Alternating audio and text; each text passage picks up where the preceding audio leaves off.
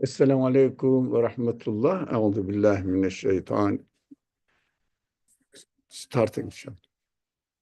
Let's start in time and finish in time inshallah. Esselamu Aleyküm ve Rahmetullah. Euzu billahi mineşşeytanirracim. Bismillahirrahmanirrahim. Rabbi şrah li sadri ve yessir li emri ve hlul ukdeten min lisani yefkahu kavli ve ceal li veziran min ehli Harun ahi üştüd bihi ezri ve eşriku fi emri key nusebbihake kesira ve nezkurake kesira inneke kunte bina basira. Allahümme allimna ma yenfa'una ve enfa'na bima allamtena ve zidna ilma ve erinel hakka hakkan verzukna ittiba'ah ve erinel batila batilen verzukna ictinabe. La havle ve la kuvvete illa billahil aliyyil azim ve sallallahu ala Muhammedin ve ala alihi ve ashabihi ve etba'ihi ve sellem velhamdülillahi rabbil alemin. Amin. We have been studying the Quranic presentation of how a society should be, how people should behave towards each other, and how the administration, the administration of human societies must be organized. And we have a few more examples from the, inshallah, Quran. Today, we are going to study this section 8 from the Quran, which is called Enfal. This is it's interesting. War booties. Enfal means war booties. So we are expected to be in war and get some booties, material benefit. We should bear in mind this. So that this verse is within this context. So it is important. So verse number 6, Numbers 61, 62. Bismillahirrahmanirrahim.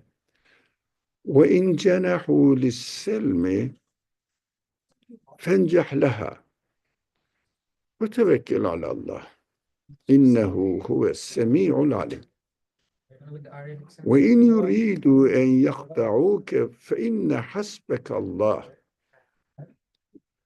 هُوَ الَّذِي أَيَّدَكَ بِنَصْرِهِ وَبِالْمُؤْمِنِينَ. Every phrase must be taken very seriously, very seriously. So let's see this one. If the enemy is inclined towards peace, now we have to bear in mind the background.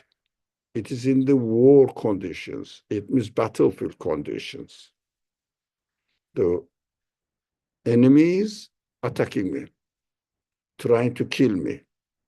And of course, Muslims cannot really start the war for no reason. Even they don't believe. That's the principle.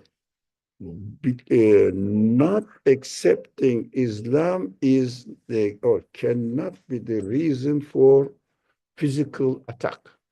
That is in principle. That's why in Islam, definitely there is no offensive war. So that is no, but preventative wars, if there is reason, good signs that the enemy is getting ready and you still wait until they attack me and kill me, that is not reasonable. No one accepts this. But at the same time, because of the peoples, other nations, nowadays nations, that time it was tribes. So because of the other tribes didn't accept Islam, you cannot attack them.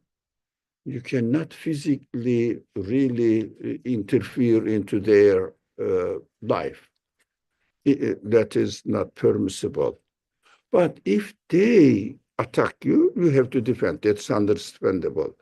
And also, if they prepare war and you have reason really They are getting ready to attack it. You have to prepare yourself and get to the front.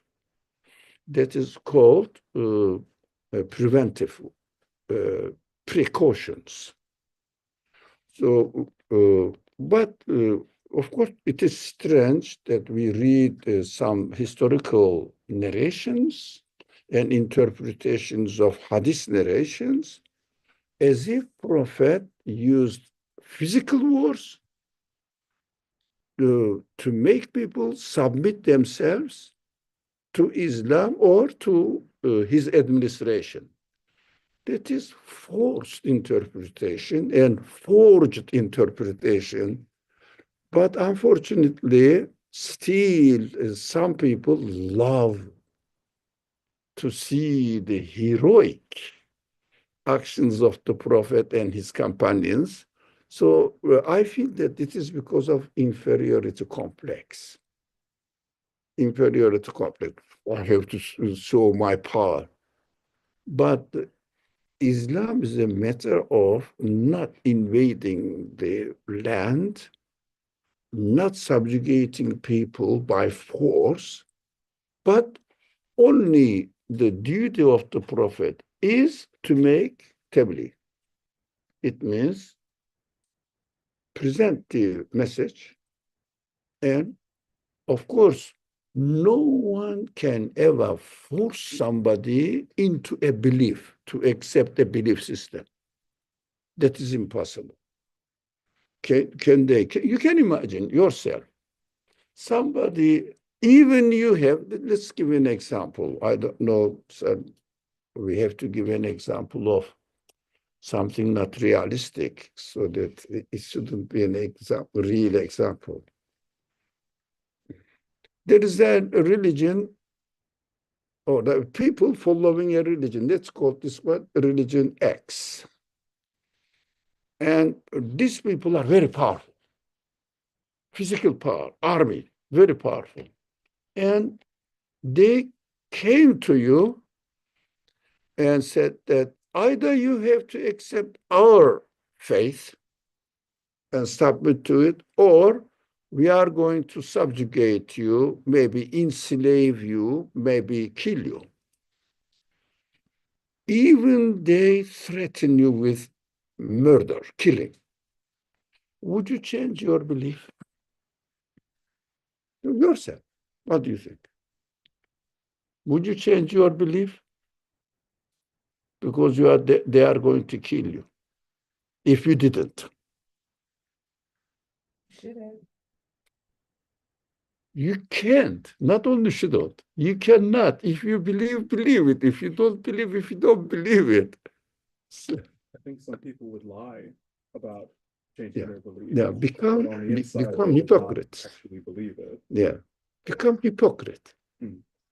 In fact, we have to understand the negative effect of it. The more somebody pressurizes you, the more defensive attitude you take against these people. So, not, for example, the followers of the religion X, there, you are there, you don't mind. But if they force you, great. Now, there was missing, then it is completed. Now, alhamdulillah, we can complete. So, you don't mind, you don't have any grudge against them. And you don't really self-defensive attitude. You are indifferent to it. But if they force you, what do you do? I mean, do you have some sort of inclination to love them, to have sympathy to them, or more hateful attitude you take? Which one? Hateful. Hateful. So you really hate them.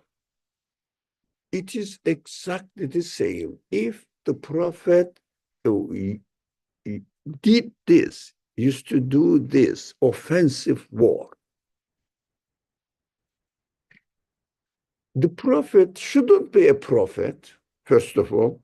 Second, it must be a stupid man Because by acting this way, making people more, hate more to your belief. It is stupid to do that. How can some people propagate that Islam has offensive attitude, a lot of offensive attitude, misinterpreting some narrations. For example, you must have heard the Muslim background people must have Syria, Ghazwa as war. Why? Because some people didn't accept Islam. It means really, I cannot explain how these people's mind work. Still, some scholars do that. I don't know how they will think about it. I can only say inferiority complex. Anyways, now this verse says, if the enemy in the war condition is inclined towards peace, but in war conditions, you have to be cautious. Somebody inclines, but this verse is amazing. None of the civilizations has reached this level of understanding at all until now. No, I don't see any civilization this one. You are fighting with somebody and he's trying to kill you. You are trying to defend yourself. And while you are trying to defend yourself, you took the more powerful position above them, above them. And they say, shall we have peace? We say, huh? That is human grudge. And I know you are going to be defeated. That's why you are playing a trick to me now. Right? But not offering peace. It's very interesting.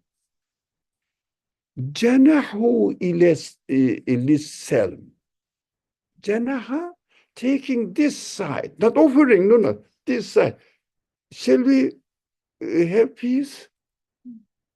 Then inclined. That's why I highlighted this word, inclined. Offering is obvious, but incline is just a sign that they want peace, I think. Right? They want peace, I think.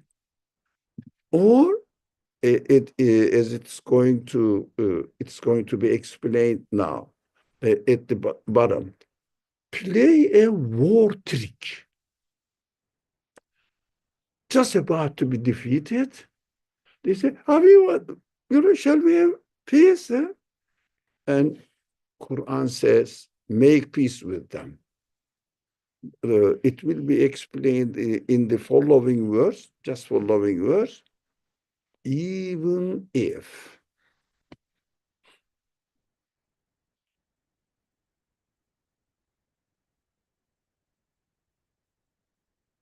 they try to deceive you, it means war trick. Eh? It's very famous in the El-Harb Khut'a. Now you know this. So how do you translate it? The war is trick. Trick, yeah. No, there is no trick in Islam. You cannot tell a lie. You cannot pretend as if. No. That is made up story. We have to watch out. We have to watch out what happened, our brilliant example of the prophetic behavior and turn it into a savage nation. We have to watch out while you are reading the Sirah books, especially this sister reads books a lot. So we have to watch out. Well, I've seen many traces of this kind of misinterpretation of Islam there. All these nowadays modern books. We have to be very careful.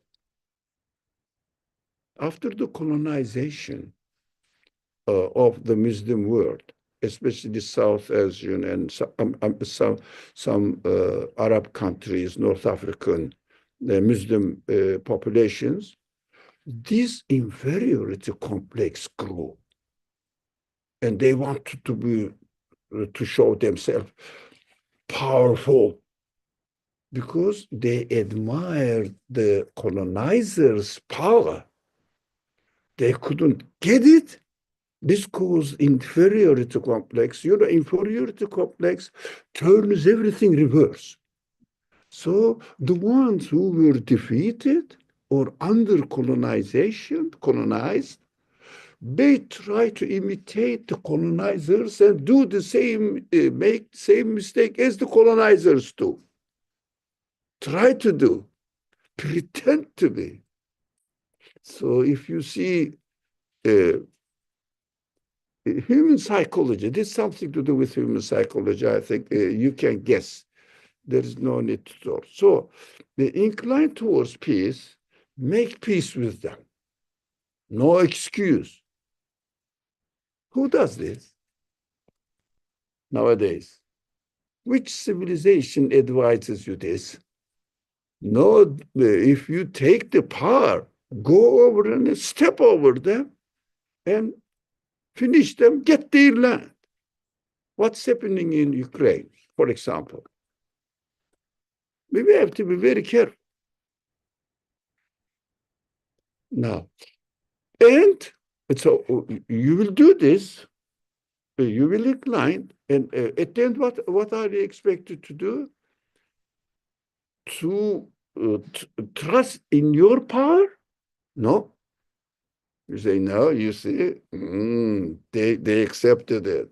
Aha. No, no, no. Put your trust in God. Impossible to explain this, yeah. Impossible. This beautiful principle that the Quran teaches. And this verse is, I'll just repeat again. This verse is in section and 5, war booties. It means you will see that you will be encouraged to get more booty. That is the opportunity. Now, and put your trust in God. Every phrase is not only needs to be written by gold, no, something jewelries. So, indeed, he is the all-hearing, all-knowing. Don't worry. He hears what he hears, not what they say. What they say in their mind, in their heart. Sami'a, not Sami. No, Basir, not Basir. Basir.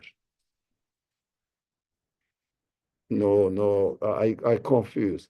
The Sami'a. Sami'a, not Sami'. No. For example, I can hear is different from I am a Sami'a. Impossible. No human beings can hear everything, either verbalized or not. Samia. Beautiful. God knows what they have in their heart. Trust in him, not in your power. Because power is, to me, shall I make a joke between men and women competition? No? No, I will do it. Look, I will do that. You will see whether you like it or not. Now, they say man has some favor as the daraja in the Quran. They translate daraja as power, right? So man is more powerful. So he can do hard jobs, harder than the girls too. That is a very misunderstanding of the Quran. I'm amazed how the people manage that much misunderstanding the Quran. Some of them, not all, of course, some of them. They are the people who are harming Islam. I don't think the atheists can harm Islam. They cannot challenge. But misrepresentation is the reason to turn Islam into something unacceptable form. So, and because he's more powerful, that's why he is the leader of the family. I said, if the power, if power had any virtue, animals are more powerful than animals. So it cannot be the criterion. It cannot be the criterion. Daraja means not everything is equal. That is not our subject, but example, it's really, power is not the point in Islam. But defense, to defend yourself, your society, is your duty. That is why the Prophet was asking the people who did not pay zakat. It means didn't become a Muslim. If they accepted Islam, they should pay zakat. Yeah. But zakat is nowadays, because there is no Islamic administration, we give zakat to persons. But in Medina administration, they used to give zakat to the common budget. And the common budget was administered by Minister of Finance. Who is it? Who was the Minister of Finance in Medina administration? Prophet himself. So it's another misrepresentation. We have to watch out these misrepresentations. Prophet is so generous. Whoever comes for his need, he used to give everything, as if he is Qur'an, the richest man in the world. He didn't have any income. But he was giving from common budget. And common budget is for needy people. He didn't have money, so that income, he wasn't doing anything in Medina. His profession was nothing. So how this perverted mind works, I don't understand. We have to be very careful, really, about this misrepresentation. So why I say that this is important, the common budget, because common budget was to take care of the needy people and also to take care of the needs of the society. One of the most important need of the society is to defend in case of anybody attacks. So this is why if a tribe or some people did not accept Islam, you cannot force them. But you ask them jizya, pay jizya. What does it mean? Somehow equivalent of zakat proportion from their property in order to contribute to administration. For example, in America, Jews pay tax. Buddhists pay tax. Muslim pays tax. Look, why? Because social administration. Not because of my affiliation to Christianity, nothing to do with it. It is an administration. We have to understand this. So the jizya was collected in order to take care of the protection. Please come in. It's an open place. Yeah. Oh, that's all. It's a common administration, common responsibility. Everybody who comes and lives here should contribute for taking care of the needs of the society and needy people, and also protection. So jizya is not forcing people. If you don't accept Islam, you have to pay for it, for something. You cannot make people in this position so that they will love you and they will understand you and they will accept your belief. Of course, No one really rejected paying the jizya because they understood it. I am a Muslim. This is a Christian society. We shouldn't give tax. Huh? Do we say this? Can we say this? Because I'm using the road again. I don't feel comfortable when homeless people walking around. If someone takes care of them, I will contribute them because this is for my benefit as well. A healthy society. So that is when I pay my tax, I am paying jizya. I am not a part of a Christian society, but I pay jizya. Why? And I'm willing to pay jizya to contribute because it is right to do that. Humanly right to that. Islam was doing the same practice. And also, if you read this Orientalists, so those people who didn't accept Islam, Muhammad forced them to pay jizya. But they don't pay zakat. Everybody should contribute to the society. So Muslims pay zakat. They don't, it doesn't mean that Muslims pay nothing, but only those people who didn't really accept Islam but became a part of Muslim community because Medini administration became a main power center there. So they really wanted to alliance with the Muslim community because it is the powerful center, like NATO, for example. So all the NATO members contribute to the expenses of NATO army. It is an army administration, so army organization. So everybody, every member must contribute it to these expenses. It is not forcing them because if something happens to you, all the members of the society's army come to defend you. So you have to take part in it. There are many misunderstanding and misrepresentation and unjust criticism of Islam, but the reason is our Muslims' presentation of the Quran. The reason very badly misrepresented actually. Anyways, now put your trust in God, not your put your trust in your power. In God. It's very interesting. So even get more army defensive power. Prepare yourself. No, no. Put your trust in God. Indeed, He is the all hearing, all knowing. He knows what's going on. Don't worry, He will take care of you. In God. The second verse, the following verse.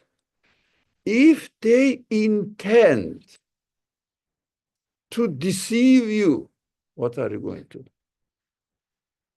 do? An idea? You are the administrator of this society, President of America, right? And for some reason, there is an attack. You have to prepare your army to defend yourself. While this hot war conditions are going on, is that I will repeat, this verse is mentioned as a principle within the war battlefield conditions, not as an idea written in constitution. No, within the constitution declares how are you going to behave in the war conditions. And it is still valid, but I'm reading the verse. Even in my prayer, I read this verse. So where it says, when you read and of course we have to know what they are saying. It's much better if we do that. So while you were going to defeat them, get their old booties. Booty, understand booty? War booties, yeah. Booties, they said, shall we have peace? But their intention, you don't know. But most probably in this position, what does it mean? I don't want to lose the position completely. You say, no, I'm not going to swallow your trick. Smash them. The Quran says you cannot do it. If they intend, there are many beautiful,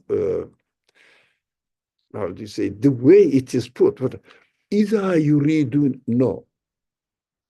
In يريدون, if they, not when they, possibility. If they, it's important. You know the difference between in and إذا. So in shows possibility, إذا shows definitively. Now, and in other, if you notice that, إذ shows something definitely happened in the past. These are the details of the Quran. Anyways, if they intend to deceive you, what are they going to do? Let me read their intention, whether they are intending to deceive me, war trick, or serious, or sincere. No interpretation. Even in war conditions, unbelievable constitutional principles, even hot war conditions, you cannot read intention of other people. Can you believe that? Is there any civilization in the world except this?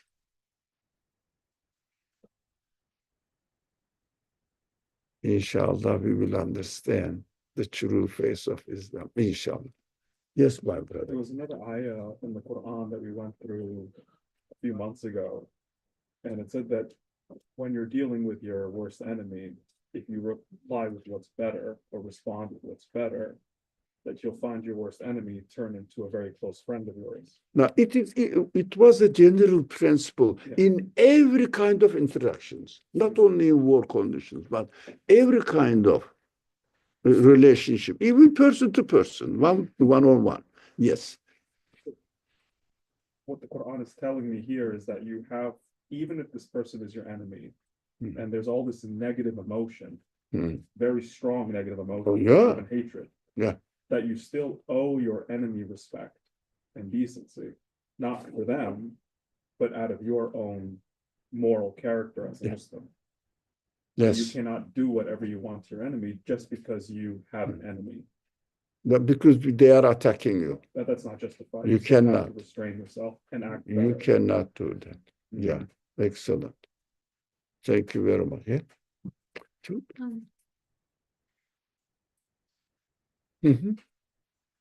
So the light needs to. So my question is, I understand the part of not assuming the intention, right? If you're shown the intention of peace, to respond with peace. I'm curious about where this fits in with اعقل وتوكل. Sorry? اعقل وتوكل. Of like do your part and also lean on Allah subhanahu wa ta'ala. This feels a bit tricky when you're in the middle of a war. Yes, tricky, yeah. Right? So it feels like lots of lives could be lost, whether we're talking about a war situation or a business situation or a friendship situation. It feels almost as though there's a sacrificialness that's happening.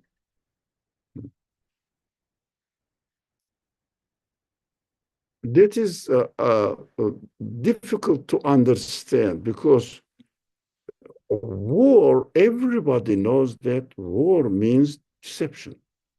You know, to do something. But Islam doesn't accept that. The purpose of involving in war conditions is just to defend yourself and don't show weakness within yourself. So, for example, there is a war conditions And I am, let's say, I don't know, one example, I don't know, silly numbers I will get. I am 80% powerful, let's say. No, Muslims must be modest and show it I am 60% powerful. Do you see what I mean? Do you understand? No, no. Less than what my power is. Okay. To show it. What is the outcome of it? What the outcome will be? Encouraging the enemy to smash me more. Do you understand?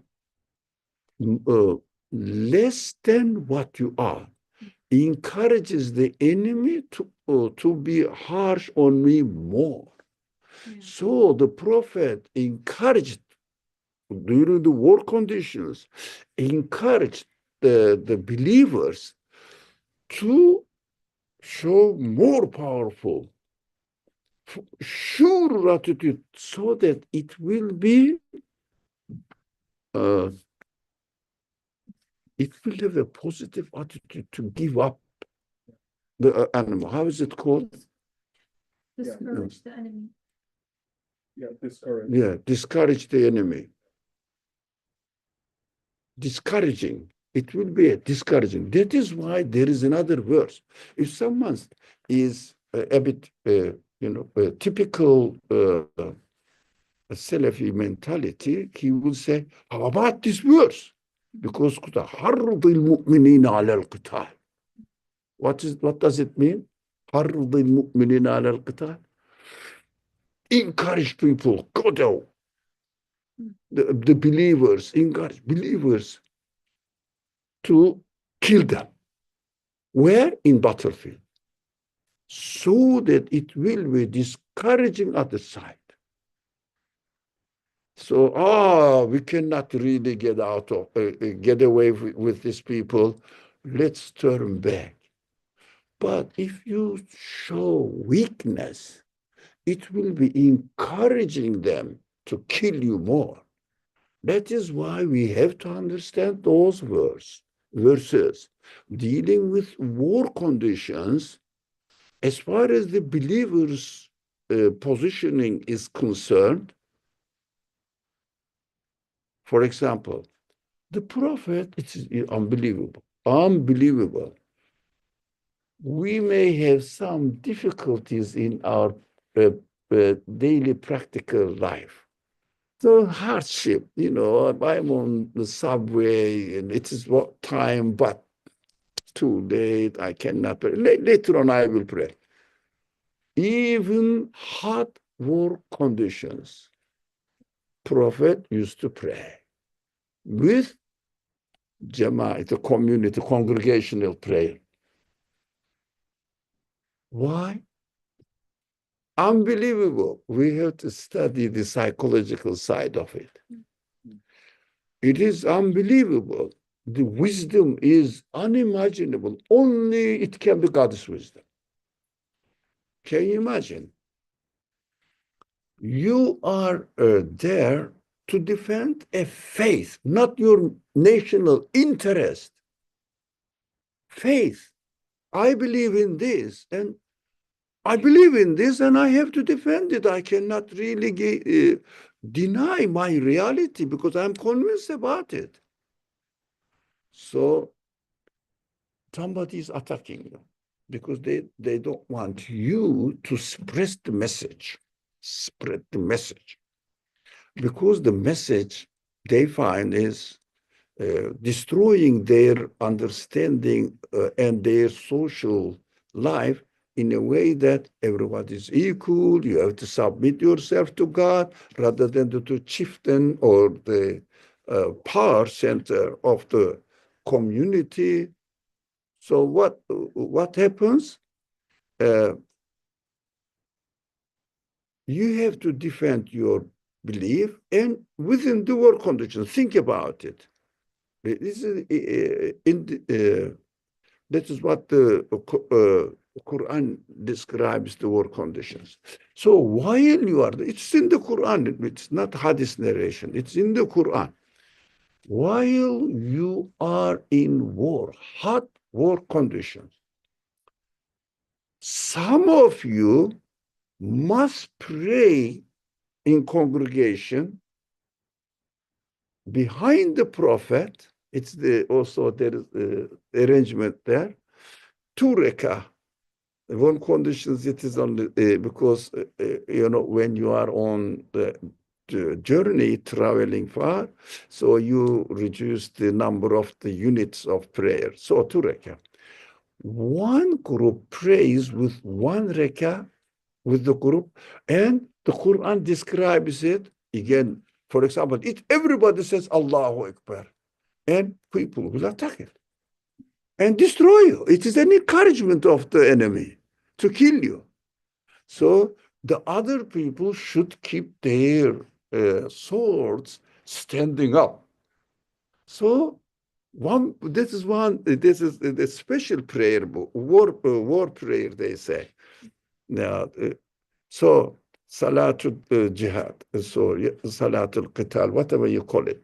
So Prophet prays 1 rakah and sits in this salah. It's interesting.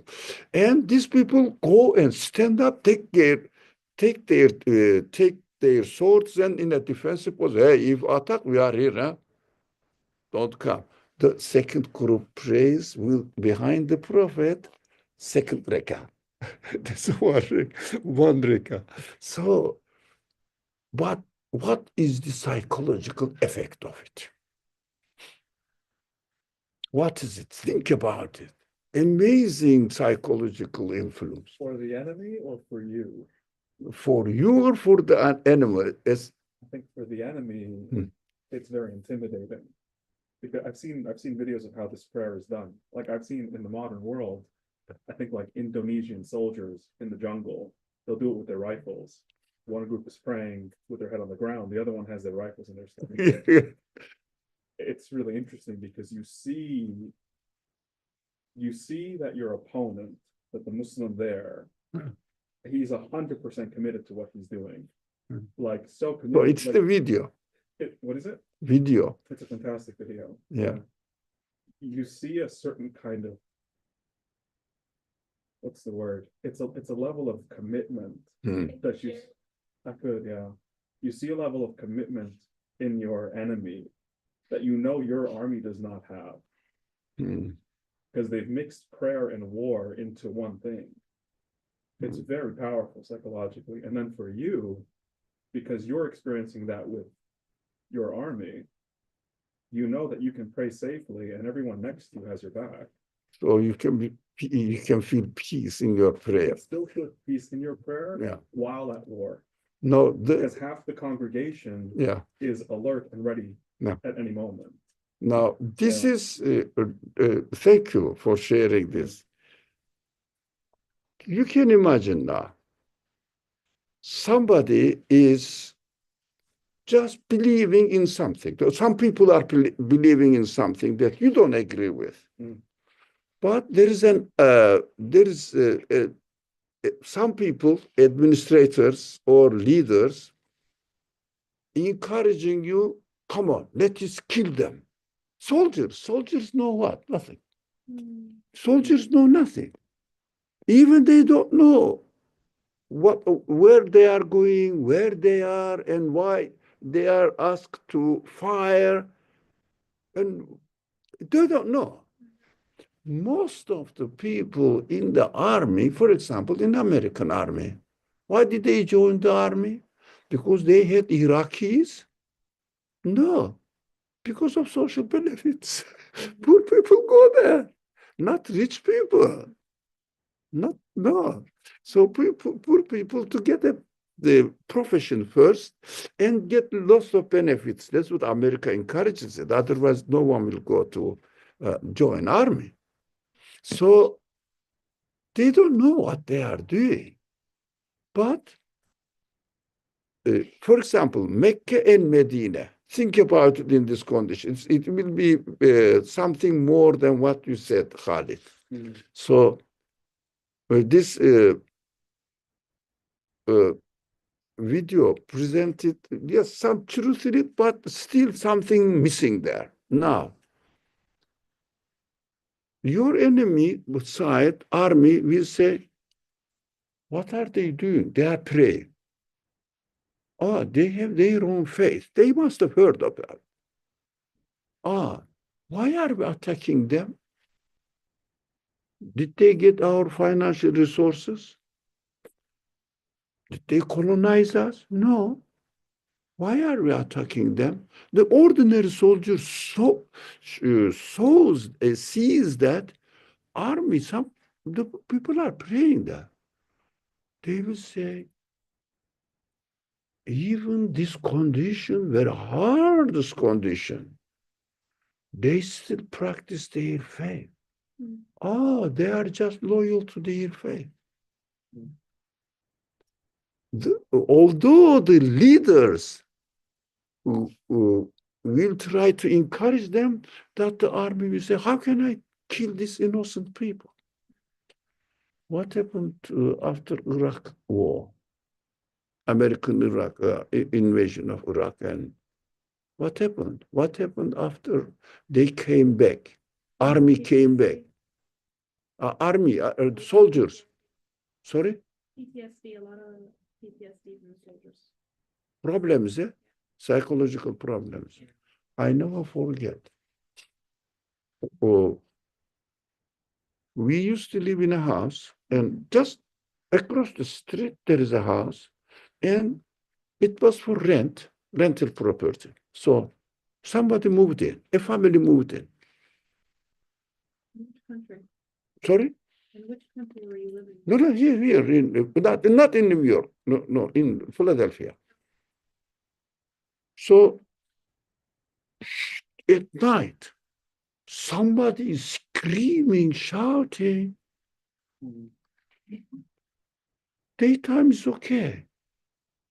Nice family. Children, they have children. Nice family. And we understood that he was an army and went to Iraq. Can you imagine? Can you imagine innocent attacking on innocent people is not forgivable. You start the pain in this world.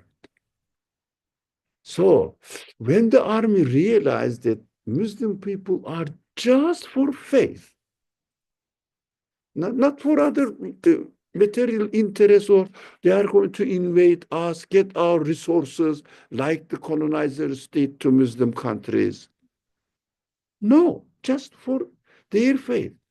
It is psychological effect is unimaginably effective.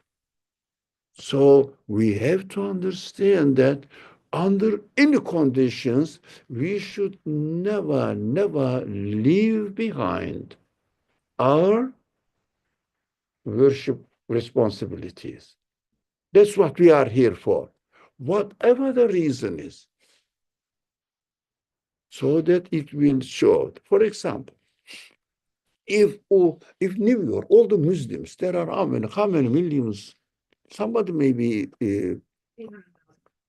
800,000, not million, in New York. Yes, 800,000 Muslims keep praying in their masjid. Of course, in Manhattan, it's impossible. I pray in these subway stations or this gas stations or this lounge, hotels, motels, this kind of place. I go there without disturbing any people, put my sajjada and pray. 8,000 people in New York, Muslims. Just when it's time, go and pray.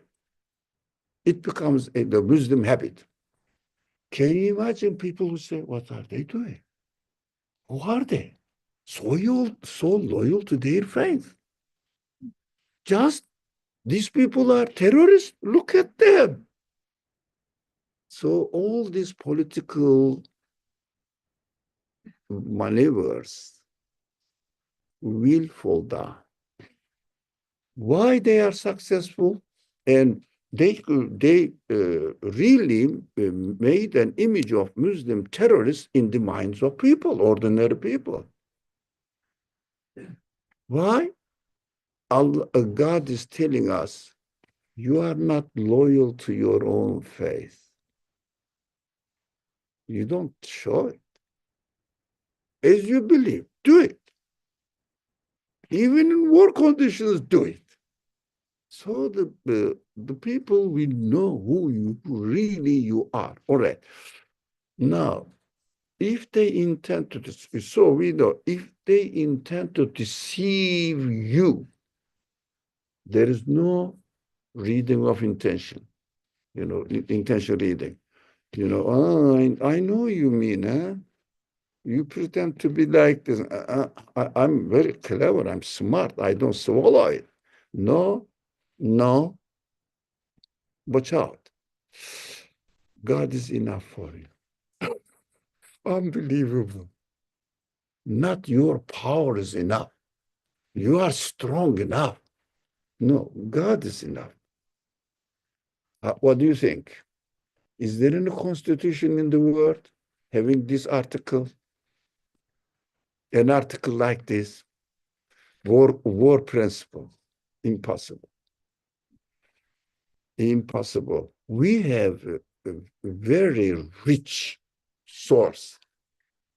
We have to know the value of our religion, appreciate it for ourselves first, and then present it accordingly. Yeah, So it was he who strengthened you with his help, not your army strengthened you. His help strengthened you. And what is God's help? Ask this question bravely. God's help. Yeah. God is what? Guidance. Send the prophets to help me. Send the revelation to help me. That's God's help. Not that God is going to send you another army. Angels, but we have to understand angels, what angels mean. Not material power, angelic power. What is angelic power? Your faith. Your loyalty to your faith. That is the angelic power. So I think just a comment,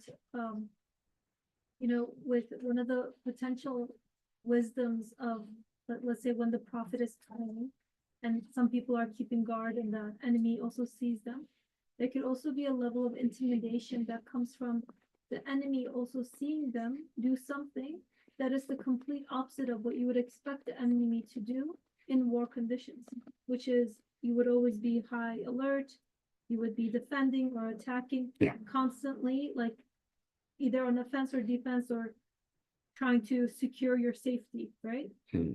But to see them doing something completely opposite to that, which is, when you're praying, you're focused on the prayer, you're not even looking to your right or left, or you're not on high alert of what is going on around you, I think shows also, or it can be indicative of a sort of strength that the believers have that goes beyond the material aspect of things.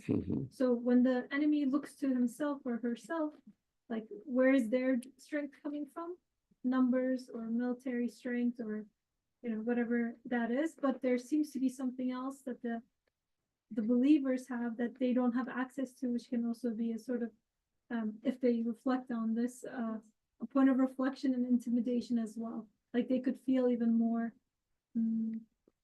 weak, or like their weakness even more so from this angle. Or in other words, I guess like it can help kind of break the causational chain of like might is right, or more strength is like just because I have more doesn't mean I'm stronger, because you see them doing something completely opposite to what you would expect. Thank you. Good comment. Inshallah. Yeah, I'm summarizing the result. Yeah. I have a comment to add to that and a question. The quick comment is this was actually studied with Hitler. is that when he began the Holocaust, he began at stages. And once he noticed that the closer the soldiers or the Nazis were to the people that they were killing, the more PTSD they had. And it meant that it was inefficient. Sorry, I couldn't catch this one. Last one. I said this was studied with Hitler, and the Holocaust was done in stages. And in the beginning, the Nazis killing the Jews or whoever else that Hitler wanted to be killed, there was a lot of proximity. There's in close proximity, and Hitler noticed that it was both inefficient and it made soldiers leave faster because they were killing innocent people and they could feel that. Going back to your Iraq example. And that's why it kept going until it got to gas chambers. Because if you're not seeing the death of an innocent person in front of you, it's easier to then aid in the killing of them. Yeah. But my question is over here when you say فإن حسبك الله هو الذي أيدك بنصره وبالمؤمنين. I'm not seeing the translation of وبالمؤمنين at the bottom. Where does وبالمؤمنين kick in? Yeah, with the believers is missing. Yeah, it was with the believers, those people who believe. In the translation is missing, just I noticed it. It was he who strengthened you with his help. الذي أيدك بنصره وبالمؤمنين. Have you noticed that it is missing in the translation? So the نصره to the mu'mineen, or is the mu'mineen part of the nasr? Now, God helped the Muslim community with people who believed and joined and became stronger. So, for example, what makes you a believer? God's guidance. So, revelation. So, by providing the revelation, people accepted the truth, reality, and joined you. So, that is God's blessing to you, God's help to you. But it is missing. I didn't notice that. I copy-paste the translation. So, وَبِالْمُؤْمِنِينَ is not. So, this is also must be understood in this way. So, we can see some interpretations by some people, but certain-minded people, they say in Mecca, Medina conditions, the Quraysh, the opponents of Muslims, in fact, very few, not many people, only the leaders, chieftains, and this, how do you say, those people who get the cream of the society. They didn't want the other ordinary people to lose and go and join Muslim community. So army mostly consisted of impartial soldiers, and also in those conditions, slaves. So rich people, didn't used to go to war. They sent, instead of themselves, their slaves. So slaves were pro-Islam because Islam was pro-slaves, or the rights of the slaves. They supported, but they had to be there. They didn't know. They're also not very educated, not aware of what's going on. So that is why in that conditions, accepting the peace and being pro-it and praying during the war conditions as well was very effective. Now they say the conditions changed. That's why we have to change these principles, because they want war and power. But I see everywhere. Now, you come from a country where to join army is compulsory. Yeah. If it wasn't compulsory, do you think anybody will join army? No, I know that. Everybody says, get rid of this, away my way. So these people are, if you like, slaves of, for example, in American conditions, slaves of their financial impotence. The same thing. The ordinary, innocent people don't want to join and kill people. Only very rare cases, under nationalist or patriotic feelings without realizing, being under the influence of social propaganda, social media propaganda, they may be, but very exceptional. Most of the people are innocent. They don't know. Just, it's a profession they do. So the conditions did not change. In fact, we have to understand this. Now, inshallah, this kind of verses will help us understand. And also, while we are doing this kind of study here, we are practicing how the verses of the Quran should be read. Not only during the translation and just saying, oh, that is what it says. No. Details, and you go to details, really, you understand that these are priceless principles, the Quranic principles. Inshallah, we should stop here. Now today, it is another verse, but from different perspective, it studies again the principles of war conditions, and not only war conditions, actually in any attempt that we do for benefit together, our benefits, we have to study these following verses here. Yeah, inshallah, next week. So starting time, finishing time, inshallah. Bismillah ar-Rahman ar-Rahim. Subhanaka la ilma lana illa ma 'allamtana innaka antal alimul hakim. Wa akhiru da'wana anil hamdulillahi rabbil alamin bi hurmati sirri suratil Fatiha.